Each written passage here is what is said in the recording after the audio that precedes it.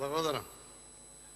Колега Велковски, да беше овој твој говор пред 4-5 години, ќе беше коректен и верувај, повеќето граѓани во Република Македонија ќе мислеа дека си во право, дека секогаш може подобро, дека имало грешки и можат да бидат исправени од некој што е подобро.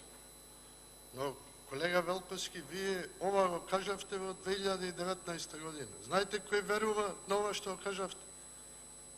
Вие што сте тука, од оваа страна, тие во општинските организации што сте имале некои функции, што сте ги вработиле, што земаат некој ден, и никој повеќе. Никој. Значи, тие што гласале за вас, и тие што ве поддржувале, и етнички заедници и така натаму. Значи, тоа е вистинска слика, верувајте ми, ако не, прошетајте во вашата населба, ќе видите во вашата општина каква е состојба. Рековте, владење, немало владење на правото, меѓуетнички проблеми имало, немало слобода на медиумите, имало селективна правда и така натаму.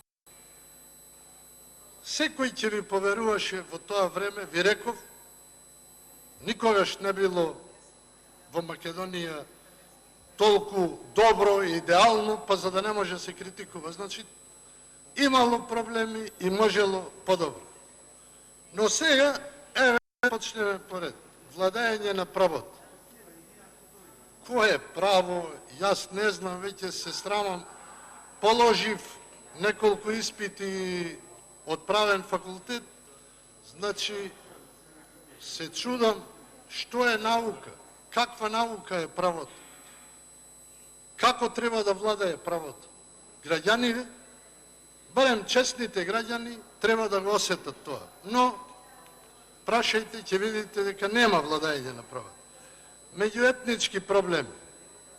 Уште малку ќе нема и меѓуетнички проблеми, затоа што во мојот град етнички заедници заминаа Германија, некој Америка, ќе нема ни проблеми уште малку, ако се продолжува. Слобода на медиумите. За тоа секогаш сум се залагал. И да те критикуваат и да си во право, ако нека те критикуваат, може да бидат подобро. Сега имаме слобода на медиумите. Ако имаме, кажете ми дека имаме. Селективна правда.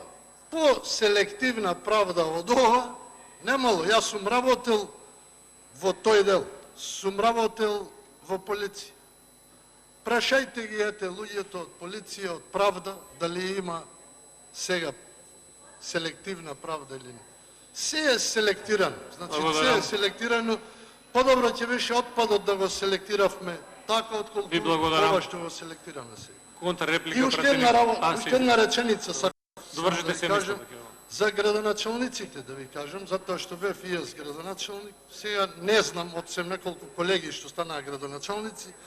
Значи, најслабиот градоначалник од ВМРО ДПМН, а не знам кој беше, можда имало послаб некој, е многу подобар од најдобриот што сега вие, еве, кажете ми едно име, речете ова е најдобар, најслабиот градоначалник беше подобар. Ви благодарам.